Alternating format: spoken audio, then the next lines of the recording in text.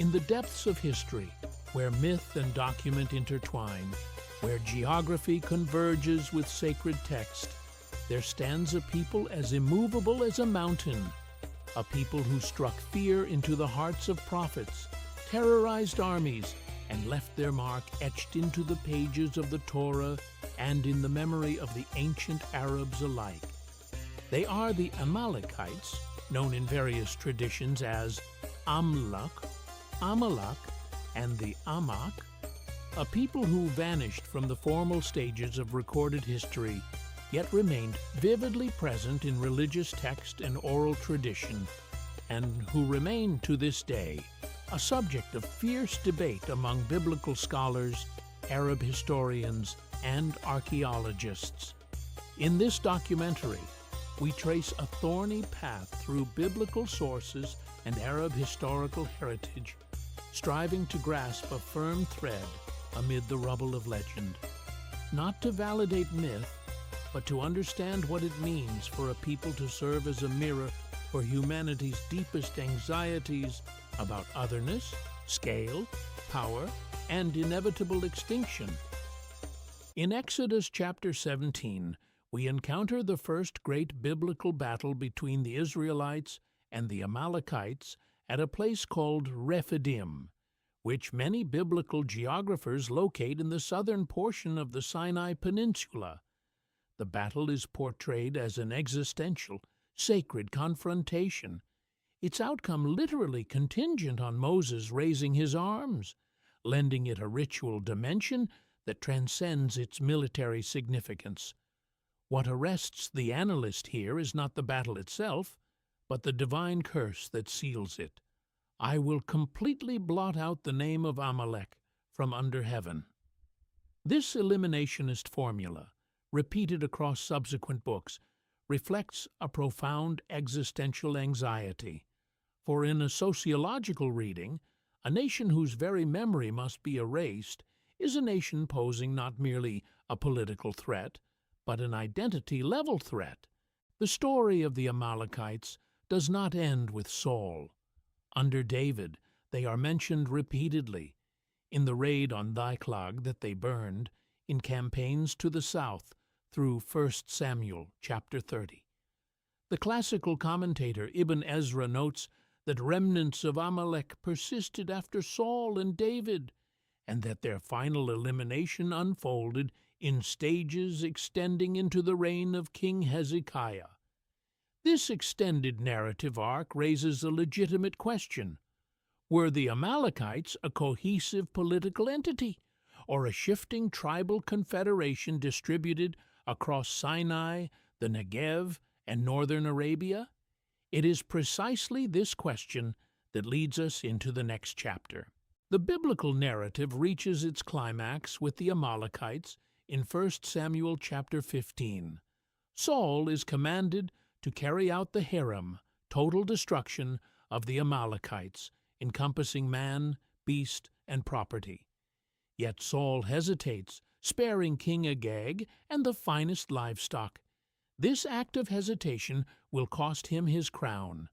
This passage represents an exceptional moment in biblical literature. The Amalekite king Agag, whom Samuel himself came to execute after Saul's wavering, walks cheerfully to his death, a detail that has struck many literary scholars of the Bible, including Robert Alter, as conferring on the scene an unmistakable tragic quality. The passage has opened a persistent scholarly question.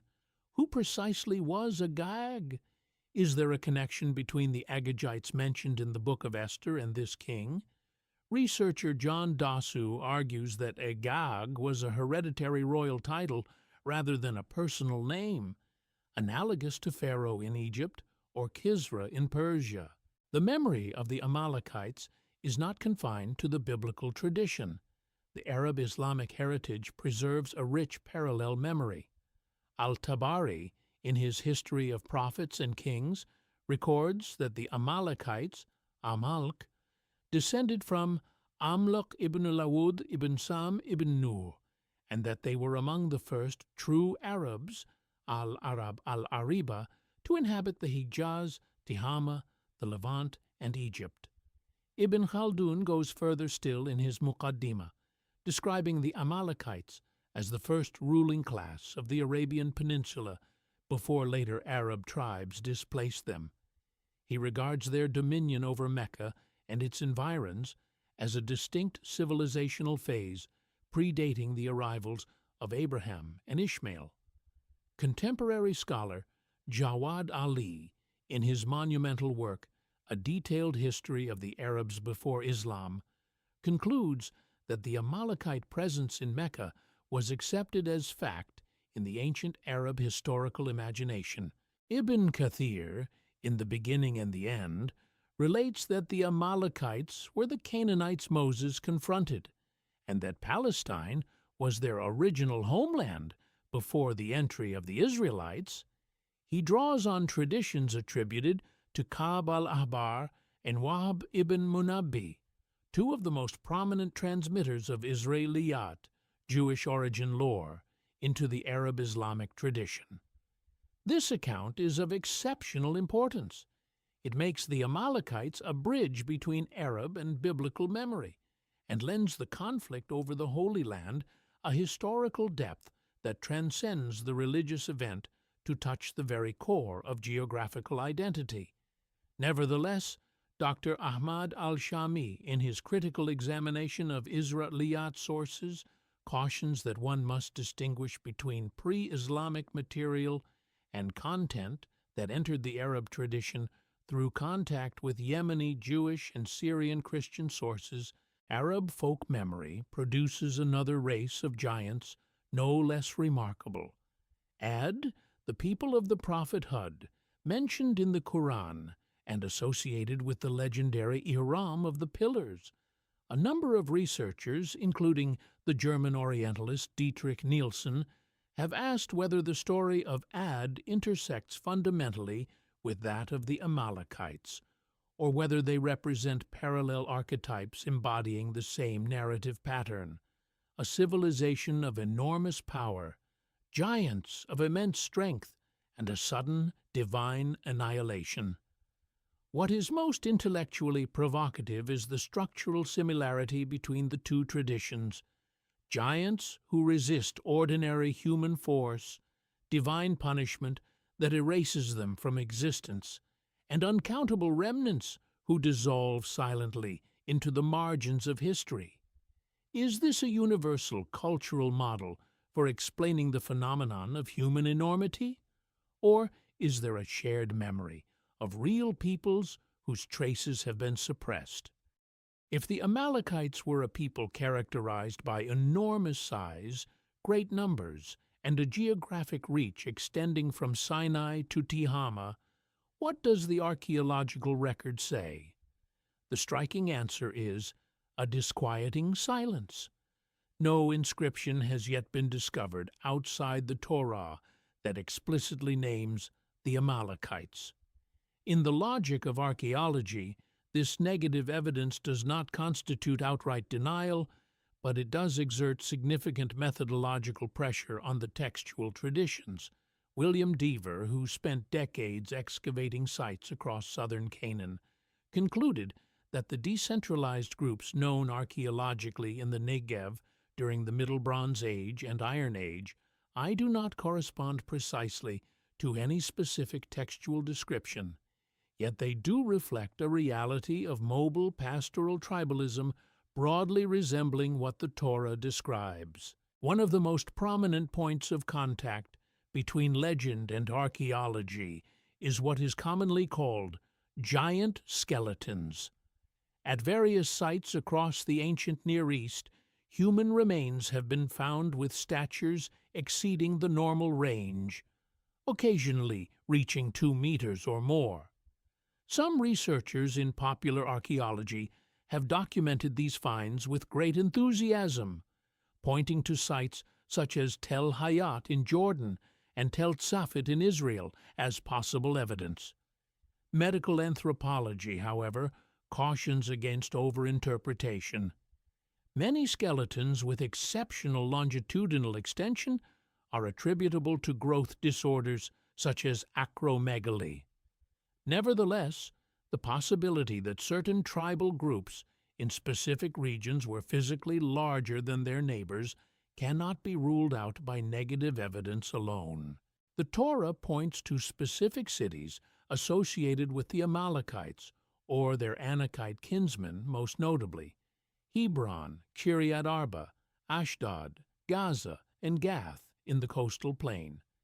Excavations at Gath, Tel Zaphit, led by Dr. Aaron Meyer, have uncovered evidence of dramatic destruction around the 9th century BCE, which some researchers link to the campaigns of the Aramean king Hazael. Yet the precise history of the Anakites and Amalekites in these places remains shrouded in archaeological ambiguity. Cultural anthropological analysis of the Amalekites is among the most fertile avenues of inquiry. When an Israelite spy describes himself as like a grasshopper before the giant, he produces a discourse that mythologizes otherness and incarnates it in a body. French thinker René Girard, in his theory of sacred violence, traced this precise mode of representation. The enormous stranger who threatens is very often a reflection of internally troubled identity anxieties. In the Arab context, the giants of Ad and Thamud serve an identical function: peoples of near-divine power who rejected prophecy and were consequently exterminated. The Quran invokes these stories not as historical records, but as moral lessons, suggesting that the function of the destroyed giant in religious consciousness transcends the historical event to become an ethical archetype. The image of the Amalekites has extended into contemporary culture in many forms. The Hebrew term Nephilim has become a source of inspiration for religious fantasy literature and for innumerable popular documentaries attempting to prove the existence of giants. In the Arab world, the Amalekites occupy a special place in historical fiction and television drama. What the researcher observes in this renewed cultural presence is that the Amalekites are consistently deployed as a vehicle for a deeper question: who are we in relation to the other that resists definition? This makes the study of the Amalekites far more than mere history. It is a test of our methodology for understanding civilizational selfhood. In rigorous academic inquiry, it is essential to arrange available sources on a methodological credibility scale. At the first tier sit the biblical texts themselves, as literary and historical documents subject to critical analysis. At the second tier come the classical Arab historical narratives, Al-Tabari, Ibn Khaldun, and Ibn Kathir, with due allowance for the volume of Isra'iliyat they contain. The third tier encompasses archaeological discoveries, which have neither confirmed nor denied the existence of a people by this name. The fourth tier comprises folk and mythological accounts, which cannot be refined into historical fact without a rigorous critical filter. The historical critical method is the most appropriate academic tool for studying this subject. It distinguishes between two primary layers within texts. First, the authentic stratum reflecting lived historical reality, and second, the later editorial stratum that overlaid events with theological or ideological meaning. In the case of the Amalekites, scholar Thomas L. Thompson argues that many of the annihilation and confrontation narratives reached their current form under the hand of editors in the monarchic or post-exilic periods who were seeking to construct a coherent Israelite identity against threats contemporary to themselves, not against the historical Amalekites. After this journey through the corridors of the Torah, Arab heritage, and the silent testimony of the archaeological record, we arrive at a complex conclusion befitting a complex subject. The Amalekites are not merely characters in a story, Nor are they mere legend to be dismissed by bare rationalism.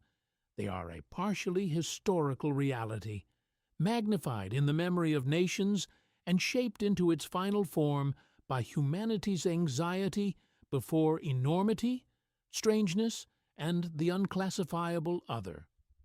The truth that can be grasped with reasonable certainty is this: there were nomadic tribal confederations moving across northern Arabia, Sinai, and the Negev during the second and first millennia BCE, distinguished from their neighbors by cultural, physical, or political traits. The writers of the Torah fashioned them into an existential enemy. The Arab heritage wove from them the story of a primordial ancestor and a vanished civilization. In both cases, the primary purpose was not historical documentation in the modern sense. It was to answer a deeper, more urgent question: who am I? Where do I come from? And which giants did I overcome that I might deserve to stand here?